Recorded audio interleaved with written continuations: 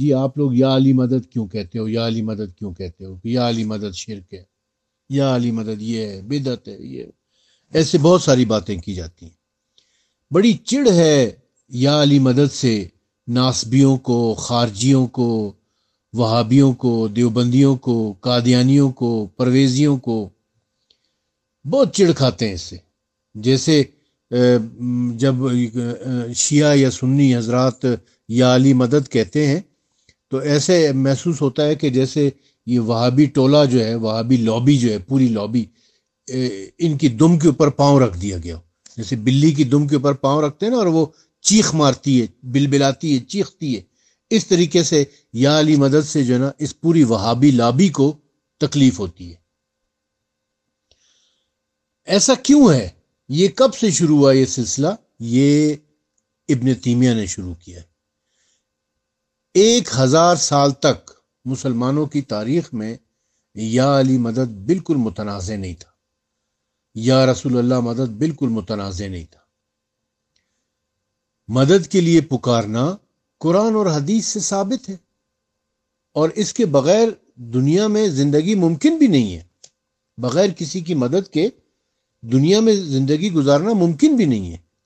لیکن یہ ابن تیمیہ نے ایک شر پھیلایا، ایک فتنہ کیا، ایک فساد کیا، اور اس نے اپنی کتابوں میں اللہ کے علاوہ کسی اور سے مدد مانگنے کو حرام قرار دیا، حالانکہ خود اس کی یہ بات قرآن مجید کے خلاف ہے۔ ابن تیمیہ کے بارے میں آپ جانتے ہوں گے کہ یہ بنو امیہ کا بڑا نمک خوار تھا، اور یہ یزید کا بڑا وکیل ہے۔ بنو امیہ کے تو خیر سارے خلفاء کی حکمرانوں کی اس نے وکالت کی ہے، یہاں تک کہ یزید کی بھی اس نے وکالت کی ہے، اور ایڑی چوٹی کا زور لگایا ہے کہ اسے جنتی ثابت کر سکے۔ تو جو اس حد تک بنو امیہ کا نمک خوار ہوگا کہ یزید کی بھی وکالت کرے، تو آپ کو اندازہ ہو جانا چاہیے کہ وہ یا علی مدد کا کتنا دشمن ہوگا۔ اور اس نے یہ فتنہ اور فساد خوب پھیلایا۔ اس کے بعد یہ جو پوری وہابی لابی ہے، جس میں دیوبندی بھی شامل ہیں، خود اہل حدیث بھی شامل ہیں، اس میں ناسبی بھی ہیں، خارجی بھی ہیں، قادیانی بھی اس میں شامل ہیں، پرویزی بھی اس میں شامل ہیں، اس پوری لابی نے اس کو بڑا پروپیگیٹ کیا، اور اہل سنت مسلمانوں اور اہل تشیع کے درمیان ایسا پروپیگنڈا کیا ہے مسلمانوں میں، اور اس کو انتہائی متنازع بنا کے رکھ دیا ہے۔ ہم یہ دیکھتے ہیں کہ قرآن اس بارے میں کیا کہتا ہے۔ ویسے تو یا علی مدد کے حوالے سے میرے 4-5 وائس نوٹ ہیں۔ ایک وائس نوٹ میں نے قرآن اور حدیث سے یا علی مدد کو ثابت کیا ہے، ایک وائس نوٹ میں پھر ہم نے بائبل سے اس کو ثابت کیا ہے، ایک وائس نوٹ میں نے ایاک نعبد و ایاک نستعین کی جو تفسیر ہے اس کے حوالے سے یہ ثابت کیا ہے، اور سورہ نحل کی جو آیت نمبر 26 ہے مستر کی دعا کے حوالے سے اس سے ثابت کیا ہے۔ پھر غیر اللہ کی مدد مانگنا قرآن سے ثابت ہے، اس حوالے سے میرا ایک وائس نوٹ ہے۔ آج ہم ایک اور آیت کے اوپر گفتگو کریں گے، اور وہ آیت ہے سورۃ الحدید کی، سورہ حدید کی آیت نمبر 25۔ یہ بڑی اہم آیت ہے، اس کو اگر سمجھ جائیں تو یا علی مدد، یا رسول اللہ مدد، اور غیر اللہ سے مدد مانگنے کا جو ہے نا وہ مسئلہ حل ہو سکتا ہے۔ اول تو یہ بات ہی بالکل غلط ہے کہ رسول اللہ صلی اللہ علیہ وسلم یا علی علیہ السلام غیر اللہ ہے، کیونکہ غیر اللہ کا جو کانسیپٹ ہے وہ صرف قرآن مجید جو ہمیں بتاتا ہے وہ بتوں کے حوالے سے ہے۔ غیر اللہ بتوں کو کہا گیا ہے قرآن مجید میں، لیکن اس وہابی لابی کے پروپیگنڈے کے نتیجے میں ابھی ہماری اسلامی شخصیات کو بھی غیر اللہ کہا جاتا ہے۔ بہرحال یہ جو سورہ حدید کی آیت نمبر 25 ہے، اس کا ترجمہ کچھ اس طریقے سے ہے، انا انزلنا الحدید والی جو آیت ہے، کہ نازل کیا اللہ تعالیٰ نے لوہا، اللہ تعالیٰ نے لوہا نازل کیا، انا انزلنا الحدید، ہم نے لوہا نازل کیا ہے تاکہ دیکھ لے اللہ تعالیٰ کہ کون مدد کرتا ہے اس کی اور اس کے رسولوں کی بن دیکھے، یقیناً اللہ تعالیٰ بڑا زور آور سب پر غالب ہے۔ یہ ترجمہ جو میں نے ابھی آپ کی خدمت میں پیش کیا ہے یہ تفسیر قرطبی سے ہے، جو امام ابو عبداللہ محمد بن ابی بکر قرطبی کی لکھی ہوئی ہے، جس کا ترجمہ ضیاء الامت پیر محمد کرم شاہ الازہری نے کیا ہے۔ دو باتیں اس میں بڑی غور طلب ہے۔ ایک تو یہ کہ اللہ تعالیٰ نے لوہا نازل کیا ہے، اور دوسرا وہ اس لیے نازل کیا ہے تاکہ دیکھ لے کہ کون ہے جو اللہ اور اس کے رسولوں کی غیب سے مدد کرتا ہے، یعنی بن دیکھے مدد کرتا ہے، یعنی اللہ کی بھی اور رسولوں کی بھی مدد کرتا ہے۔ اس میں رسولوں کی مدد کے حوالے سے بڑی اہمیت ہے۔ ایک اور ترجمہ میں آپ کی خدمت میں پیش کروں، تفسیر مظہری علامہ قاضی نیاز اللہ پانی پتی کی مکتبہ رحمانیہ سے شائع ہوئی ہے۔ اس کے جلد نمبر 11 صفحہ نمبر 196 پر اسی آیت کا ترجمہ لکھا ہوا ہے کہ انا انزلنا الحدید، ہم نے آسمان سے لوہا نازل کیا تاکہ اللہ جان لے کہ بے دیکھے اس کے اور رسولوں کی کون مدد کرتا ہے، بلا شبہ قوی اور زبردست ہے اللہ۔ اس کے بعد ہم آ جاتے ہیں دیوبندیوں کی ترجمے کی طرف، جو اشرف علی تھانوی کا کیا ہوا ترجمہ ہے، اور تبلیغی جماعت والے اس ترجمے کو بہت پسند کرتے ہیں، اس کی تفسیر کو بہت پسند کرتے ہیں۔ انہوں نے بھی ترجمہ کیا ہے، اور ہم نے لوہے کو پیدا کیا جس میں شدید ہیبت ہے، اور لوگوں کے اور بھی طرح کے فائدے ہیں، تاکہ اللہ تعالیٰ جان لے کہ بے دیکھے اس کی اور اس کے رسولوں کی کون مدد کرتا ہے، اللہ تعالیٰ قوی اور زبردست ہے۔ لوہا نازل کیا ہے تاکہ دیکھ لے اس لوہے میں بہت زبردست ہے، بہت طاقت ہے، اس میں فائدے بھی ہیں، تاکہ اللہ تعالیٰ دیکھ لے کہ کون رسولوں کی مدد کرتا ہے۔ اب آ جاتے ہیں جی، یہ ترجمہ ہے تفسیر میرٹھی، مولانا عاشق الہی میرٹھی کی تفسیر ہے، جو بیت القرآن سے شائع ہوئی ہے، اور اس میں بھی اسی آیت کا ترجمہ ہے سورہ حدید کی آیت نمبر 25 کا، اور ہم نے لوہا اتارا کہ اس کے سبب سے سخت جنگ ہوتی ہے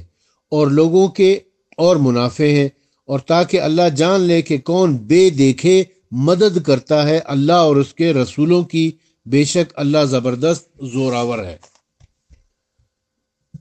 اب آ جاتے ہیں جی، یہ ترجمہ کنز الایمان احمد رضا خان بریلوی صاحب کا،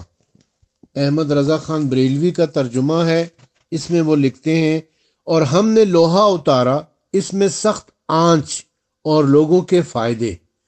اور اس لیے کہ اللہ دیکھے اس کو جو بے دیکھے اس کی اور اس کے رسولوں کی مدد کرتا ہے،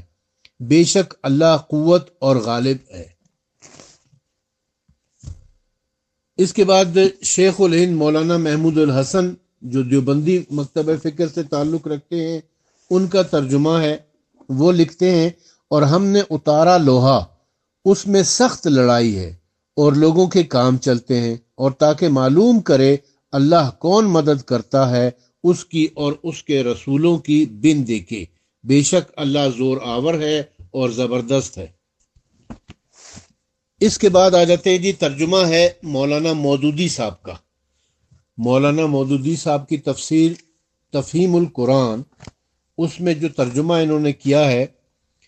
اور لوہا اتارا جس میں بڑا زور ہے اور لوگوں کے لیے منافع ہیں، یہ اس لیے کیا گیا ہے کہ اللہ کو معلوم ہو جائے کہ کون اس کو دیکھے بغیر اس کی اور اس کے رسولوں کی مدد کرتا ہے، یقیناً اللہ بڑا قوت والا اور زبردست ہے۔ آج میں آپ کی خدمت میں یہ قادیانیوں کا جو ترجمہ ہے، جو مرزا طاہر احمد نے کیا ہوا ہے، اس سے بھی پیش کر دیتا ہوں، اس کا ترجمہ بھی پیش کر دیتا ہوں، کیونکہ قادیانیوں کو بھی یا علی مدد سے بڑی تکلیف ہوتی ہے۔ مرزا طاہر نے جو ترجمہ کیا ہے، یہ جو نام نہاد نبی ہے ان کا، خود ساختہ نبی جو ہے قادیانیوں کا، اس کا جو یہ خلیفہ ہے ایک مرزا طاہر، اس نے ترجمہ کیا ہے کہ اور ہم نے لوہا اتارا جس میں سخت لڑائی کا سامان اور انسانوں کے لیے بہت سے فوائد ہیں، تاکہ اللہ اسے جان لے جو اس کے اور اس کے رسولوں کی غیب میں مدد کرتا ہے۔ یقیناً اللہ بہت طاقتور اور کامل غلبے والا ہے۔ یہ جو 8 ترجمے میں نے ابھی آپ کی خدمت میں پیش کیے، ان 8 تراجم سے ہمیں یہ پتہ چلتا ہے،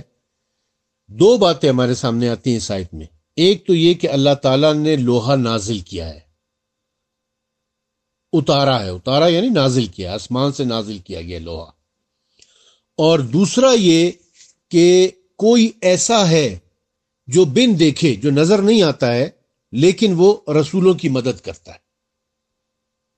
رسولوں کی جمع کا صیغہ استعمال ہوا ہے یہاں پر، یعنی کسی ایک رسول کی نہیں، بہت سارے رسولوں کی مدد کی۔ کوئی ایک ایسا ہے صحیح کہ جو رسولوں کی مدد کرتا ہے۔ اب وہ کون ہے؟ یہ 2 چیزیں ہم نے ابھی اس میں دیکھنی ہے۔ پہلی چیز کیا کہ وہ جو لوہا اتارا گیا ہے وہ کیا ہے؟ جو لوہا اتارا گیا ہے اس کے حوالے سے علامہ سید امداد حسین کاظمی صاحب لکھتے ہیں کہ علامہ ابن شہر آشوب فرماتے ہیں کہ ہمارے علماء میں سے سب کے سب نے یہ روایت کی ہے کہ اس آیت سے میں جو لوہا اتارا گیا ہے اس سے مراد ذوالفقار ہے، جو اللہ تعالیٰ نے آسمان سے جناب رسول خدا پر نازل فرمائی اور حضرت صلی اللہ علیہ وآلہ وسلم نے جناب علی مرتضیٰ کو عطا کر دیا تھا۔ حافظ سید فرمان علی شاہ اسی آیت کی تفسیر میں لکھ رہے ہیں کہ وہ جو لوہا اتارا گیا ہے اس کے بارے میں کہتے ہیں کہ اکثر مفسرین نے لکھا ہے کہ اس سے مراد تلوار ہے، لیکن دیکھنا یہ ہے کہ وہ کون سی تلوار ہے جسے خدا نے نازل کیا ہے اور کس کو دیا۔ تو اب ذوالفقار کے سوا کوئی دوسری تلوار اس کا مصداق نہیں ہے، کیونکہ ذوالفقار ہی جنگ احد میں حضرت علی کے واسطے نازل ہوئی تھی، اور اس کی مدعا میں جبرائیل علیہ السلام نے لا فتح الا علی لا سیف الا ذوالفقار کی ندا بلند کی تھی۔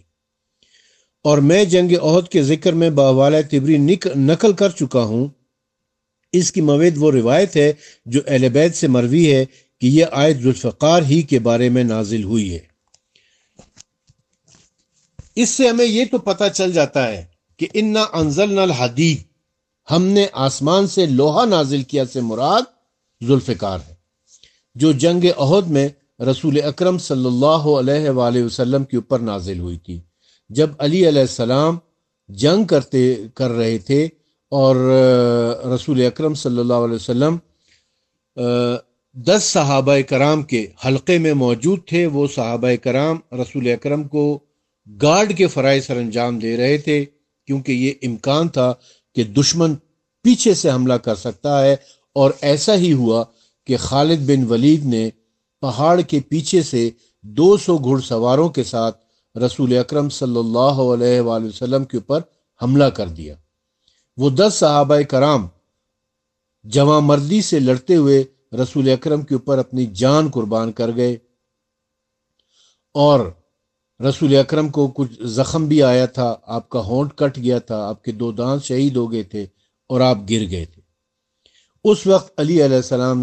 وقت رسول خدا صلی اللہ علیہ وآلہ وسلم نے علی علیہ السلام کو پکارا تھا۔ علی علیہ السلام جو آگے میدان جنگ میں جا کے لڑائی کر رہے تھے، جب رسول اکرم کی پکار سنی یا علی مدد سنا تو وہ دوڑ کر واپس آئے اور آ کے رسول خدا کی حفاظت کے لیے جنگ کرنے لگے ان 200 گھڑ سواروں سے۔ جنگ کرتے کرتے علی علیہ السلام کی تلوار ٹوٹ گئی۔ تب علی علیہ السلام نے رسول اکرم کی طرف اشارہ کیا، اپنی تلوار دکھائی کہ میری تلوار ٹوٹ گئی ہے۔ رسول اکرم صلی اللہ علیہ وسلم نے اسی وقت دعا کے لیے ہاتھ بلند کیے تو آسمان سے جبرائیل علیہ السلام نازل ہوئے، جن کے ہاتھ میں ذوالفقار تھی، اور وہ رسول خدا کو دی۔ رسول خدا نے وہیں سے علی علیہ السلام کی طرف پھینکی، جو اس وقت گھوڑے پر سوار تھے۔ علی علیہ السلام نے ذوالفقار کو پکڑا اور جنگ کرنی شروع کی۔ اسی بارے میں یہ آیت نازل ہوئی ہے کہ ہم نے لوہا نازل کیا، یعنی تلوار نازل کی تھی۔ اب اس حوالے سے مولانا سید مقبول احمد دہلوی اپنی تفسیر میں صفحہ نمبر 1071 کے اوپر لکھتے ہیں کہ اسی آیت کی تفسیر میں لکھتے ہیں کہ تفسیر برہان میں ہے کہ علامہ ابن شہر آشوب نے تفسیر سعدی سے بروایت ابو صالح حضرت عبداللہ ابن عباس سے خدا تعالیٰ کے اس قول کی یہ تفسیر نقل کی ہے کہ اللہ تعالیٰ نے حضرت آدم علیہ السلام کے ساتھ جنت سے تلوار ذوالفقار نازل فرمائی تھی اور اس کو جنت کے ایک درخت سے جس کا نام حب العص ہے پیدا کیا تھا۔ پھر انہوں نے فرمایا کہ باس شدید ان کا یہ مطلب ہے کہ آدم علیہ السلام اس تلوار کے ذریعے سے اپنے کل دشمنوں سے جو جنات میں سے تھے اور شیاطین میں سے تھے لڑا کرتے تھے، اور اس کے اوپر یہ لکھا ہوا تھا کہ میرے انبیاء برابر اس کے ذریعے لڑتے رہیں گے، اور یہ ایک نبی کے بعد دوسرے نبی اور ایک صدیق کے بعد دوسرے صدیق کو پہنچتی رہے گی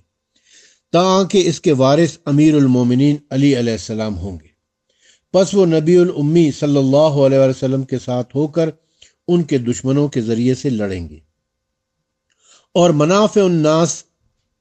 کے یہ معنی ہیں کہ محمد صلی اللہ علیہ وآلہ وسلم اور علی علیہ السلام کے لیے اس میں بہت کچھ نفع ہوگا، اور یہ کہ خدا تعالیٰ علی ابن ابی طالب کے ذریعے سے کفار سے انتقام لے گا اور ان کو ذلیل کرے گا۔ اس کے بعد وہ لکھتے ہیں کہ یہ تو اہل سنت کی تفسیر تھی۔ اب وہ لکھتے ہیں کہ علامہ ابن شہر آشوب فرماتے ہیں کہ ہمارے علماء میں سے سب کے سب نے یہ روایت کی ہے کہ اس آیت میں الحدید سے مراد ذوالفقار ہے جو اللہ تعالیٰ نے آسمان سے جناب رسول خدا صلی اللہ علیہ وسلم پر نازل کی تھی اور حضرت صلی اللہ علیہ وسلم نے علی مرتضیٰ کو عطا فرمائی تھی۔ یہ اس روایت کے بعد ایک اور روایت ملاحظہ فرما لیں جو انہی الفاظ میں ہے۔ اسی آیت کی تفسیر میں لکھا ہوا ہے کہ حاشیہ احقاق الحق جلد نمبر 3 صفحہ نمبر 449 پر تفسیر صدی کے حوالے سے ابن عباس رضی اللہ تعالیٰ عنہ سے مروی ہے کہ جب اللہ نے حضرت آدم کو جنت سے باہر بھیجا تو آپ کے پاس ذوالفقار تھی جس کے ذریعے حضرت آدم جنوں اور شیطانوں میں اپنا دفاع کرتے تھے۔ اس پر لکھا ہوا تھا کہ میرے تمام انبیاء اس تلوار سے یکے بعد دیگرے تمام صدیق ایک دوسرے کے بعد اس تلوار سے جنگ کرتے رہیں گے حتیٰ کہ اس کا وارث علی ابن ابی طالب بنے گا جو نبی الامی صلی اللہ علیہ وسلم کی مائیت میں اس تلوار کے ذریعے دشمنان خدا اور رسول سے جنگ کرے گا۔ یہ تمام پیش کرنے کے بعد اس سے یہ تو ایک بات تو ہمارے پاس واضح ہو جاتی ہے کہ جس لوہے کو نازل کرنے کا ذکر قرآن مجید میں سورہ حدید کی آیت نمبر 25 میں کیا گیا ہے اس سے مراد ذوالفقار ہے جو رسول اکرم صلی اللہ علیہ وسلم کے اوپر جنگ احد کے موقع پر نازل ہوئی تھی۔ اب دوسرا مرحلہ جو ہے وہ یہ ہے کہ یہ کون ہے جو رسولوں کی مدد کرتا رہا ہے، یہ کون ہے جو انبیاء کی مدد کرتا رہا ہے۔ اس بارے میں ظاہر ہے کہ بعض لوگ اس چیز کو قبول نہیں کریں گے، جیسے وہابی طبقہ جو ہے، وہابی لابی جو ہے وہ کبھی بھی اس چیز کو قبول نہیں کرے گی، نہ کریں بے شک، لیکن ہمارا مقصد ہے آپ کی خدمت میں پیش کر دینا، اور وہ یہ القطرہ کتاب ہے۔ القطرہ اس کی جلد نمبر 1 صفحہ نمبر 176 کے اوپر ایک روایت موجود ہے۔ بحرانی تفسیر برہان میں برسی علیہ رحمہ سے نقل کرتے ہیں کہ جب ہارون علیہ السلام اپنے بھائی موسیٰ علیہ السلام کے ساتھ اکٹھے ہوئے اور ایک دن فرعون کے پاس گئے، اور فرعون کا بڑا رعب اور دبدبا تھا، اچانک انہوں نے دیکھا کہ ایک شخص گھوڑے پر سوار ہے جس نے سونے کا لباس پہنا ہوا ہے اور ہاتھ میں سونے کی تلوار لیے ہوئے ہے، ان کے آگے آگے چل رہا ہے۔ فرعون کو سونا بہت پسند تھا۔ اس گھوڑے پر سوار شخص نے فرعون کی طرف منہ کیا اور فرمایا، ان دونوں آدمیوں یعنی ہارون اور موسیٰ کا جواب دو ورنہ تمہیں قتل کر دوں گا۔ فرعون نے جب اس صورتحال کو دیکھا تو بڑا پریشان ہوا اور کہا اس کام کو کل انجام دوں گا۔ جب موسیٰ علیہ السلام اور ہارون علیہ السلام باہر چلے گئے تو فرعون نے اپنے دربار کے محافظوں کو بلایا اور ان سے پوچھ گچھ شروع کر دی اور انہیں سزا کی دھمکی دیتے ہوئے کہا، یہ گھوڑے پر سوار شخص میری اجازت کے بغیر کس طرح داخل ہوا؟ سب نے فرعون کی قسم کھا کر کہا کہ ان دو آدمیوں یعنی موسیٰ اور ہارون علیہ السلام کے سوا کوئی اور شخص اندر نہیں آیا ہے۔ گھوڑے پر سوار شخص علی علیہ السلام کا مثالی وجود مبارک تھا، جس کے ذریعے سے خدا نے پردے میں اپنے انبیاء کی مدد کی اور خاتم الانبیاء کی ان کے ذریعے سے ظاہر بظاہر مدد کی۔ دیکھیں، باقی انبیاء کی، باقی رسولوں کی پردے میں رہ کر، غیب میں رہ کر، ان دیکھے بغیر دیکھے مدد کی ہے اللہ تعالیٰ نے علی کے ذریعے سے۔ علی علیہ السلام کے ذریعے سے اللہ تعالیٰ نے باقی انبیاء کی جو مدد کی ہے وہ ان دیکھے کی ہے، بغیر دیکھے کی ہے، غیب میں رہ کر کی ہے، پردے میں رہ کر کی ہے، جبکہ رسول اکرم صلی اللہ علیہ وسلم کی مدد ظاہر بظاہر کی ہے۔ مزید لکھا ہوا ہے کہ علی علیہ السلام خدا کا وہ عظیم کلمہ ہے کہ خدا نے جس صورت میں چاہا اپنے اولیاء کے لیے ظاہر کیا اور ان کی مدد فرمائی۔ انہوں نے اس کلمہ خدا کو پکارا، اس نے جواب دیا اور ان کو نجات دی۔ یہ آیت اس قصے کی طرف اشارہ کرتی ہے جس میں خدا ارشاد فرماتا ہے سورہ قصص کی آیت نمبر 35، آیات اور معجزات کے ذریعے سے ہم نے تم دونوں کو وہ قدرت عطا کی ہے کہ دشمن ہرگز تم تک نہیں پہنچ سکے گا۔ ابن عباس رضی اللہ تعالیٰ عنہ کہتے ہیں کہ سب سے بڑی الہی نشانی اور معجزہ جو خدا نے ان دو بزرگواروں کو عطا کیا وہی گھوڑے پر سوار ہستی تھی۔ یعنی وہ جو ایک معجزہ عطا کیا ہے حضرت موسیٰ علیہ السلام کو، بہت سارے معجزے ملے تھے، قرآن مجید کے مطابق 9 معجزے ملے تھے۔ ان میں ایک معجزہ یہ بھی تھا کہ فرعون کو، جو بڑا مغرور تھا، بڑا متکبر تھا، خدا بنا بیٹھا تھا، اس کو ڈرانے کے لیے، اس کو خوفزدہ کرنے کے لیے اللہ تعالیٰ نے علی علیہ السلام کو گھوڑے کے اوپر سوار کر کے بھیجا تھا، جن کے ہاتھ میں ذوالفقار بھی تھی، تلوار بھی تھی۔ اب اسی کتاب کے صفحہ نمبر 190 کے اوپر ایک اور روایت ہے جو میں آپ کی خدمت میں پیش کرتا ہوں، اور وہ یہ ہے کہ رسول اکرم صلی اللہ علیہ وآلہ وسلم فرماتے ہیں کہ اس کے بعد جب آپ معراج پر گئے، معراج کی بات ہو رہی ہے، فرماتے ہیں کہ اس کے بعد مجھے 5ویں آسمان پر لے گئے۔ اس جگہ کے فرشتوں نے بھی وہی درخواست کی۔ میں نے ان سے کہا کہ اے فرشتوں، کیا تم ہمیں حقیقی معرفت کے ساتھ پہچانتے ہو؟ انہوں نے کہا، کس طرح آپ کو نہ جانتے ہو؟ حالانکہ صبح اور شام ہم عرش کے اوپر سے گزرتے ہیں، اس پر لکھا ہوا ہے، عرش پر لکھا ہوا ہے، خدا کے سوا کوئی معبود نہیں ہے، محمد اللہ کے رسول ہیں، اور میں نے اس کی مدد علی ابن ابی طالب کے ذریعے سے کی ہے۔ یعنی عرش کے اوپر لکھا ہوا ہے، یہ فرشتے بتا رہے ہیں رسول اکرم صلی اللہ علیہ وسلم کو کہ عرش کے اوپر لکھا ہوا ہے کہ لا الہ الا اللہ محمد رسول اللہ، یعنی اللہ کے سوا کوئی عبادت کے لائق نہیں ہے، محمد اللہ صلی اللہ علیہ وسلم اللہ تعالیٰ کے رسول ہیں، اور اللہ نے محمد صلی اللہ علیہ وسلم کی مدد علی کے ذریعے سے کی ہے۔ اسی کتاب کے صفحہ نمبر 203 کے اوپر ایک روایت ہے، وہ میں آپ کی خدمت میں پیش کرتا ہوں، جس میں علی علیہ السلام حضرت سلمان فارسی اور حضرت ابو ذر غفاری کو مخاطب کر کے کہہ رہے ہیں، پھر آپ نے فرمایا، اے سلمان اور اے جندب۔ جندب حضرت ابو ذر غفاری کا نام ہے، ان کی کنیت ابو ذر ہے، غفاری ان کا قبیلہ ہے، لیکن ان کا نام جندب ہے۔ تو علی علیہ السلام فرماتے ہیں، اے سلمان اور اے جندب، وہ میں ہی تھا جس نے پروردگار کے حکم سے نوح علیہ السلام کو کشتی میں سکون و آرام بہم پہنچایا اور کشتی کو ساحل تک پہنچایا۔ وہ میں ہوں جس نے یونس علیہ السلام کو باذن خدا مچھلی کے پیٹ سے باہر نکالا۔ میں ہی موسیٰ علیہ السلام کو دریا عبور کروایا، میں نے ہی موسیٰ علیہ السلام کو دریا عبور کروایا، اور میں نے ہی ابراہیم علیہ السلام کو آگ سے نجات دلائی۔ وہ میں ہی ہوں جس نے نہروں اور چشموں کو روانی دی، اور درختوں کو اپنی جگہ پر کھڑا کیا۔ یوم الزلہ کا عذاب میں ہوں۔ یوم الزلہ سے مراد ہے کہ اس میں قوم شعیب کو دیے جانے والے عذاب کی طرف اشارہ ہے، جس کا سورہ شعراء کی آیت نمبر 179 میں تذکرہ ہے۔ پھر فرماتے ہیں کہ میں ہی نزدیک مقام سے آواز اپنے والا ہوں، آواز دینے والا ہوں تاکہ جن اور انس سن لے۔ وہ میں ہوں جو جابر و ظالم اور منافقین کی آواز کو ہر روز ان کی اپنی زبان میں سنتا ہوں۔ میں ہی وہ خضر ہوں جس نے موسیٰ علیہ السلام کو تعلیم دی۔ سلیمان بن داؤد کا معلم میں ہوں۔ ذوالقرنین میں ہوں۔ قوت پروردگار میں ہوں۔ اب اس سے ہمیں یہ پتہ چلتا ہے کہ سورہ حدید کی آیت نمبر 25 میں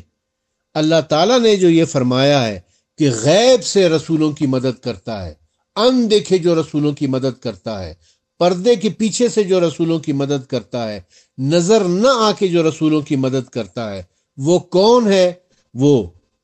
امام علی علیہ الصلوۃ والسلام، کہ جنہوں نے ظاہر بظاہر رسول خدا کی مدد کی تھی،